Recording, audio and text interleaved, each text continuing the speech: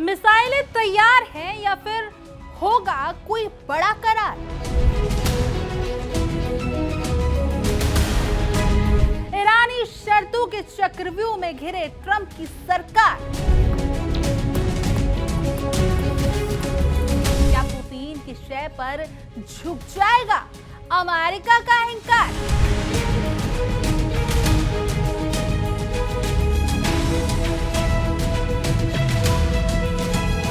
ये super power America के ego को खाड़ी के पानी में डुबोने की तैयारी हो चुकी है।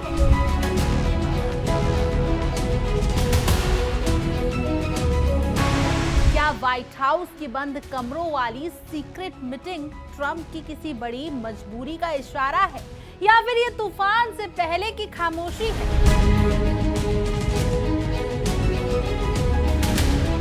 क्योंकि एक तरफ पुतिन का हाथ, दूसरी तरफ हॉर्मूज की चाबी, तो क्या ईरान ने ट्रंप के सामने ऐसी बिसात बिछा दी है जहां से हर रास्ता हार की ओर जाता है?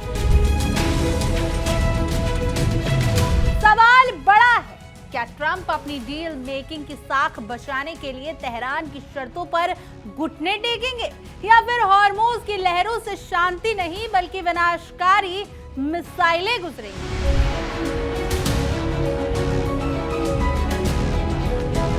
इस्लामाबाद से मॉस्को तक मचे इस कूटनीतिक घमासान के बीच क्या दुनिया एक महायुद्ध की दहलीज पर खड़ी है?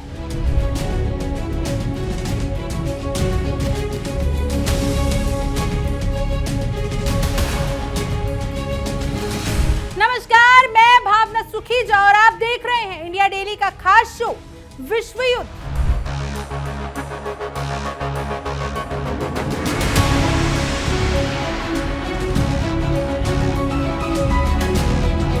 राजनीति के अखाड़े में जब दो पुराने दुश्मन आमने सामने हो ना और पीछे से और पहलवान का हाथ कंधे पर आ जाए तो तेवर बदलना लाजमी है। कुछ ऐसा ही नजारा इस वक्त खाड़ी के देशों में देखने को मिल रहा है, जहां ईरान ने अमेरिका के खिलाफ अपनी भुकुटिया टेढ़ी कर ली है। अब तक जो ट्रंप दुनिया को अपनी शर्तों पर नचाने का दम रख रहे थे, वो आज ईरान के 3 शर्तों के जाल में उलझते नजर आ रहे हैं।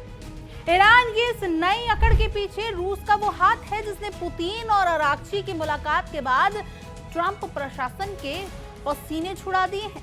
मॉस्को की शय मिलते ही तेहरान की भाषा ऐसी बदली कि वो अब शांति के नाम पर अमेरिका को आईना दिखा रहा है।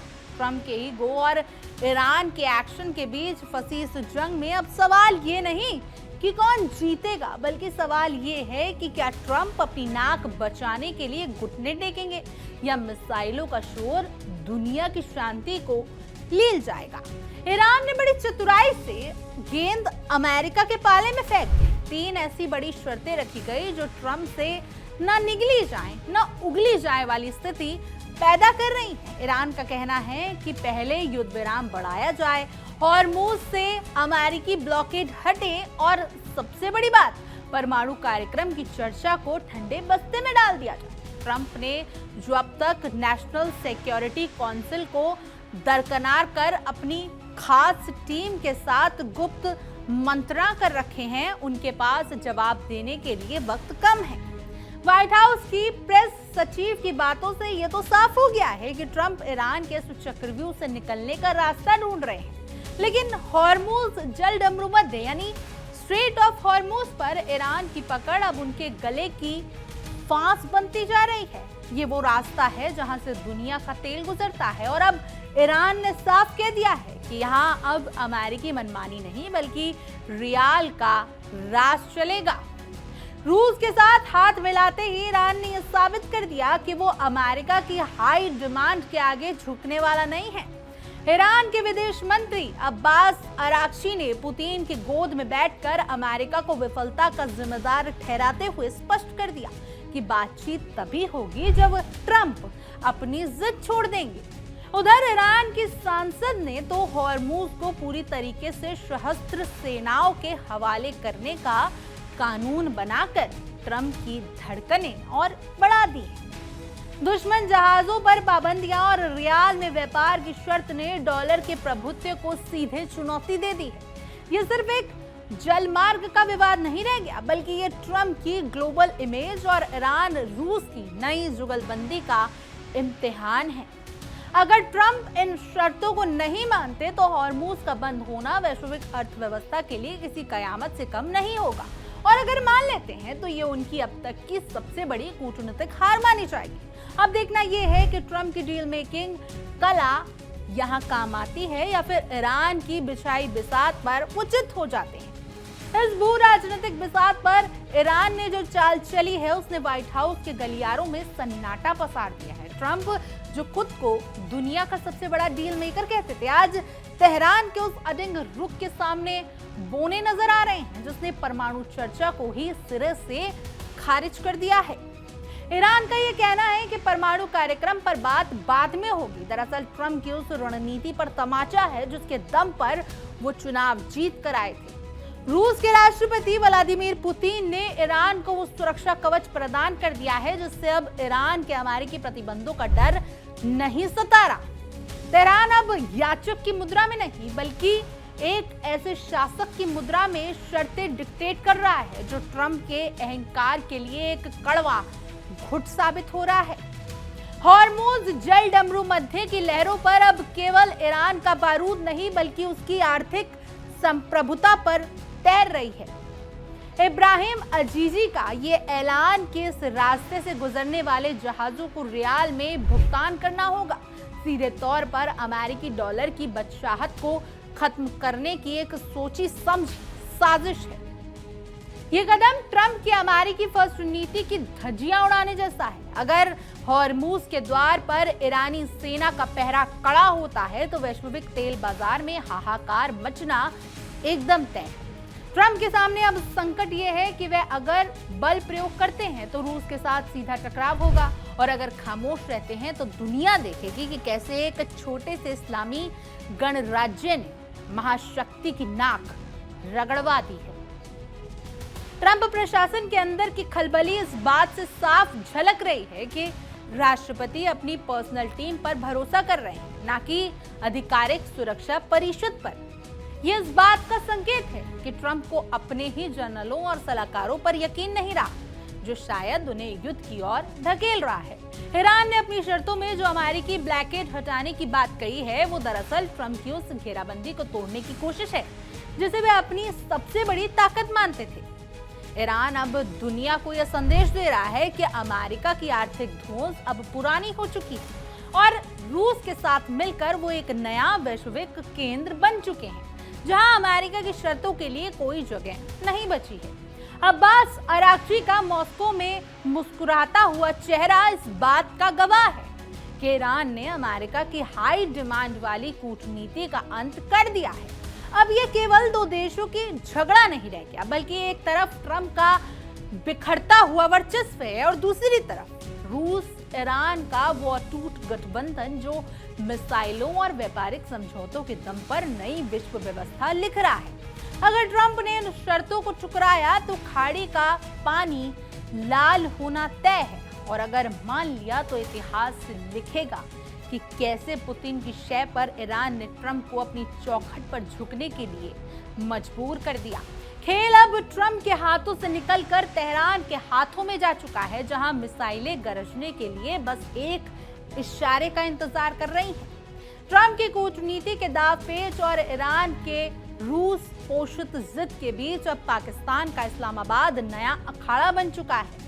अब्बास अराक्ची का 48 घंटे के अंदर दूसरी बार इस्लामाबाद पहुंचना ये साफ करता है कि तेहरान अब अपनी सुरक्षा की दीवारें सिर्फ रूस के भरोसे नहीं बल्कि क्षेत्रीय पड़ोसियों के जरिए भी मजबूत कर रहा है। पाकिस्तान जो इस वक्त अमेरिका और ईरान के बीच मध्यस्थता की आग में खुद को झोंक रहा है, अराक्ची के लिए वो सुरक्षित पनाहगाह है जहां से वो ट्रंप को अपनी शर्तों पर झुकाने का अल्टीमेटम दे रहा है। अराक्ची का ओमान, रूस और फिर पाकिस्तान का ये चक्कर दरअसल ट्रंप के सामने एक ऐसी घेराबंदी तैयार करना चाहता है जिसमें अमेरिका खुद को अकेला महसूस करने लगे। व्हाइट हाउस की प्रेस सचिव भले ही ट्रंप के नरम होने की बात कर रही हो, लेकिन पर्दे के पीछे की हकीकत कुछ और ही है। ट्रंप अपनी उस सीक्रेट टीम के साथ जो खिचड़ी पका रहे हैं वो दरअसल ईरान के प्रस्ताव को ठुकराने की भूमिका मात्र है। मार्को रूबियो ने यह कहकर कि ईरान को अकेला हॉर्मुज पर टोल वसूलने नहीं दिया जाएगा, ट्रंप की उस मंशा को जाहिर कर रहा है जो किसी भी हाल में ईरान को आर्थिक ऑक्सीजन नहीं देना चाहते। ट्रंप अच्छी तरीके से जानते हैं कि अगर उन्होंने परमाणु मुद्दे को टालकर हॉर्मुज खोलने की शर्तें मान ली तो उनके हाथ से ईरान को दबाने का सबसे बड़ा ब्रह्मास्त्र निकल जाएगा।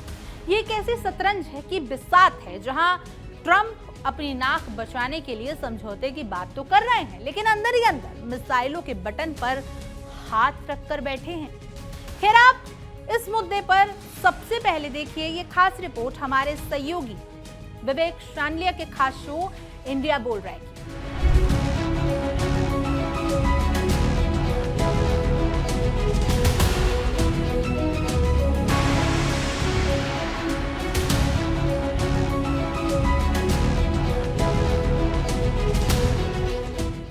मिडल ईस्ट का नक्शा बदलने वाला है। पुतिन की एंट्री हो रही है। युद्ध रुकवाने की तैयारी है। अमेरिका को मिडल ईस्ट से पीछे धकेलने के लिए तीन ताकत एक साथ आ रहे हैं, ईरान, रूस और चीन। क्योंकि ईरान के विदेश मंत्री अरागची सीधा मॉस्को पहुंच गए हैं।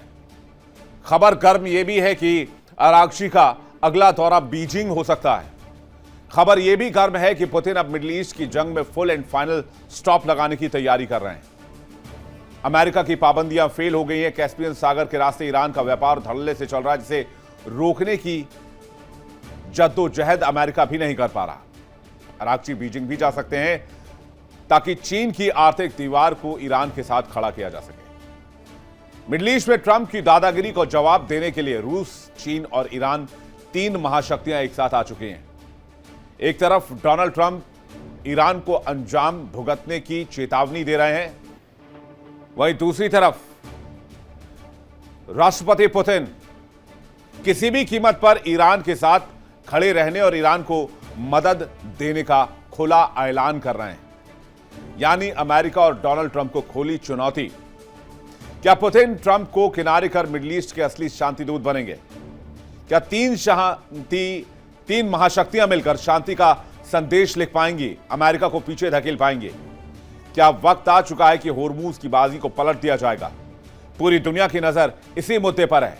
आज करेंगे इसी पर बातचीत, बताएंगे खबर के पीछे की खबर क्या है और इस पर करेंगे सबसे बड़ी डिबेट। इतिहास गवाह है, जब जब दुनिया किसी की एक की दादागिरी से, तानाशाही से परेशान हुई, तब तब वर्ल्ड ऑर्डर बदला है। शक्ति के नए केंद्र उभरे हैं और आज भी तस्वीर कुछ ऐसी ही दिख रही है।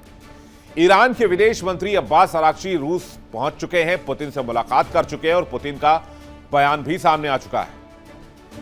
पुतिन ने कहा है कि इस इलाके में दादागिरी बर्दाश्त नहीं की जाएगी और रूस ईरान के साथ कंधे से कंधा मिलाकर खड़ा है। रूस ये जानता है कि अमेरिकी और इजरायली हमले के आगे तेहरान झुकेगा नहीं। महज ये एक दौरा नहीं है, ये ट्रंप की मिडल ईस्ट में घेरेबंदी है। इसको समझने की कोशिश कीजिए। तीन महाशक्तियां एक तरफ है और मिडल ईस्ट में अमेरिका और इजराइल दूसरी तरफ है।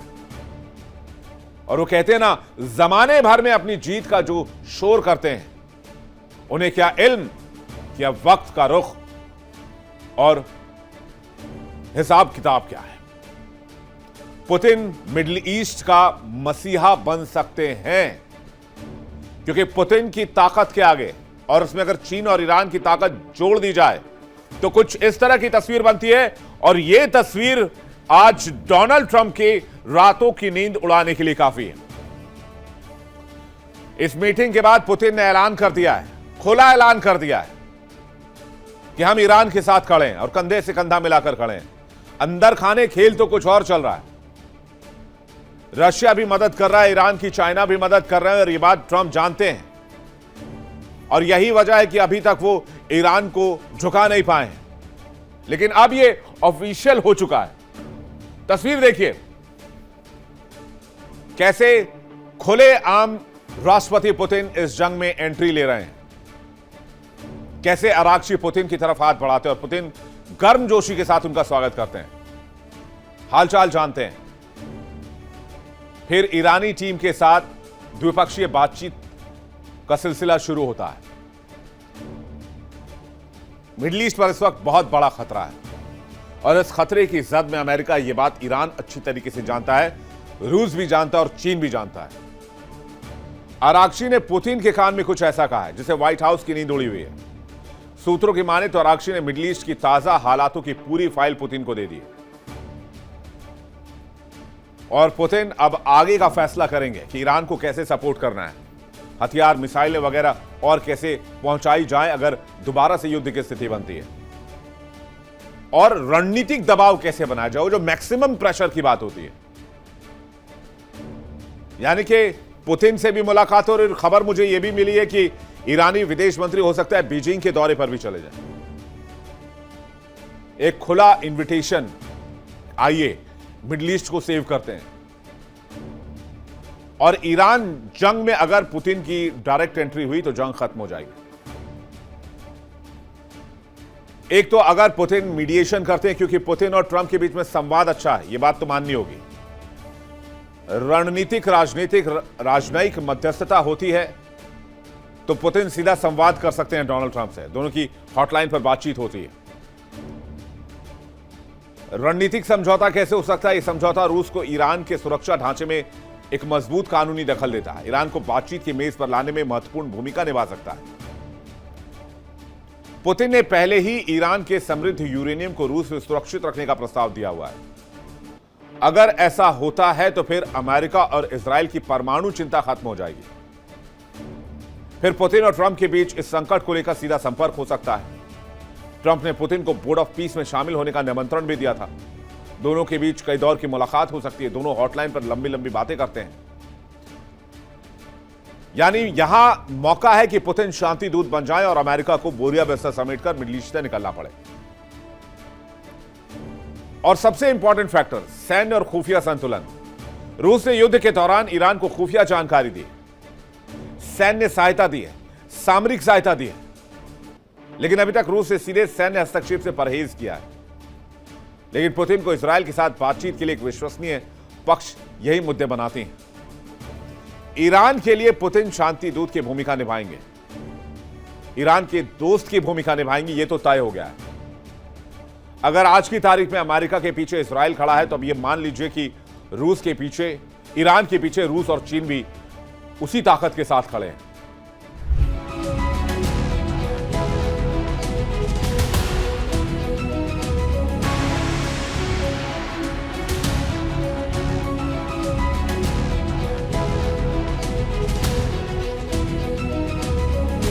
ईरान का विश्वास भी जायज है, क्योंकि उसने पहले भी अमेरिकी वादों का हश्र देखा है। 2 बार बातचीत के दौरान हुए हमलों ने तेहरान को यह सिखा दिया है कि ट्रंप की बातों पर भरोसा करना अपनी कब्र खोदने जैसा है। इसलिए ईरान अब पहले गारंटी मांग रहा है, फिर शांति।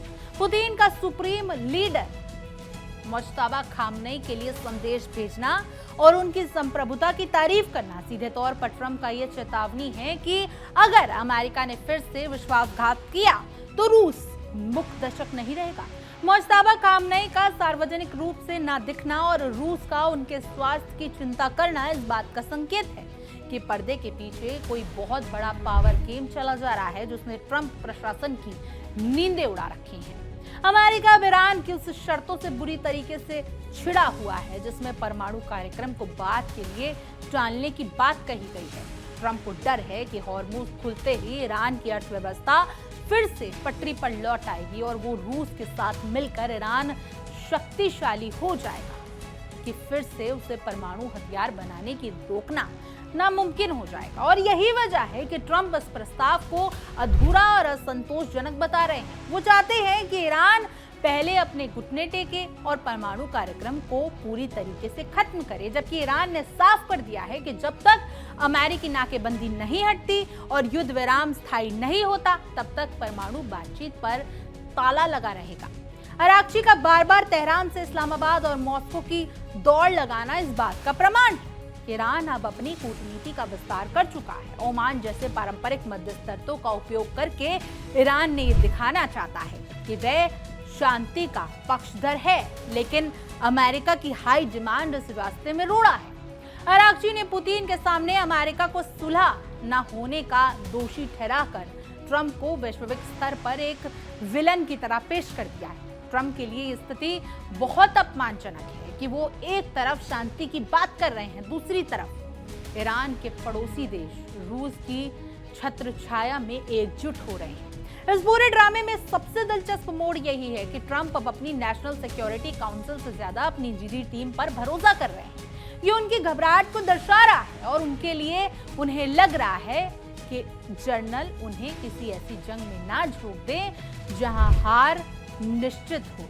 ईरान ने रियाल में टोल वसूलने और हॉर्मोज पर पूर्ण सैन्य नियंत्रण की जो धमकी दी है, वो ट्रंप के डॉलर डिप्लोमेसी के ताबूत में आखिरी कील साबित हो सकती है। अगर ट्रंप ने इस बार प्रस्ताव को स्वीकार नहीं किया तो खाड़ी का संकट एक ऐसे मोड़ पर पहुंच जाएगा जहां से वापसी का कोई रास्ता नहीं होगा।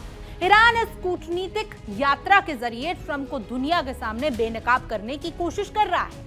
आराघची का तेहरान वापस आकर अपनी बैठकों का ब्यौरा देना और फिर इस्लामाबाद जाने की तैयारी करना अमेरिका के खिलाफ एक नए एशियन ब्लॉक के गठन की आहट है। ट्रंप के सामने अब दो ही रास्ते हैं, या तो वह ईरान के इन कड़ी शर्तों को मानकर कमजोर नेता का तगमा ले या फिर मिसाइलों की उस गड़गड़ाहट के लिए तैयार रहे जो हॉर्मूज के पानी को आग में बदल देगी। ईरान ने तो अपना दाव चल दिया है, अब देखना यह होगा कि ट्रंप की सीक्रेट टीम उन्हें इस दलदल से कैसे निकालती है या फिर खुद इसमें और धंसती चली जाती है।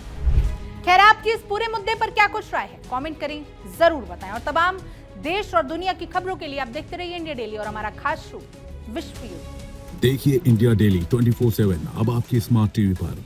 इंडिया डेली मौजूद है सभी डिजिटल प्लेटफॉर्म पर लाइव और लगातार। इंडिया डेली 24/7 हर दिन राष्ट्र को समर्पित।